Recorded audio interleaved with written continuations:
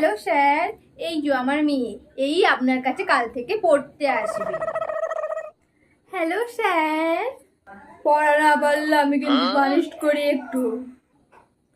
মম, মারবে বলছে পড়া না পারলে। না বেবি, পানিশ করবে না, তুমি গেম খেলো, কোনো চিন্তা করো না। ওকে মম। স্যার, আপনি ওকে একদম মারবেন না। আমরা বাড়িতে আমার বেবির ওপর গলা তুলে কেউ কথা বলি না, আর আপনি ওকে মারবেন বলছেন। আপনি কিন্তু ওর গায়ে একদম হাত দেবেন না, বুঝলেন? এতে যদি মাইনে বেশি দিতে হয় আমি তাই দেব, কিন্তু ওর গায়ে হাত দেওয়া যাবে না। ওকে ওকে ওকে, আমি কিছু বলবো না। একটু মাইনের ব্যাপারটাও দেখবেন, মাঝে মাঝে ওকে একটু গেম খেলতে দেবেন।